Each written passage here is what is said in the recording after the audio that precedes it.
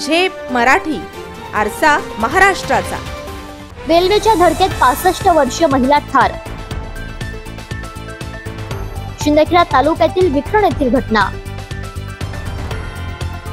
धुळे जिल्ह्यातील मौजे विखरण येथे आज 16 ऑक्टोबर रोजी एक दुर्दैवी घटना घडली। 65 वर्षांच्या महिला शेतकरी कलाबाई यशवंत पाटील यांचा रेल्वे अपघातात मृत्यू झाला। मिळालेल्या माहितीनुसार कलाबाई पाटील या आपल्या शेतातून घरी परतत असताना दक्षिण रेल्वे मार्गावरील रेल्वे फाटक क्रमांक 107 जवळील पर्यायी बोगद्यातून जाण्याचा त्या प्रयत्न करीत होत्या। मात्र त्या बोगद्यात पाझरून आलेले पाणी साचल्याने मार्ग बंद झाला होता। त्यामुळे त्या रूळ ओलांडून जाण्यासाठी थेट रेल्वे मार्गावर आल्या। त्याच वेळी जलद गतीने येणाऱ्या उधना स्पेशल एक्सप्रेस गाडीने त्यांना जोरदार धडक दिली। यात त्यांचा जागीच मृत्यू झाला।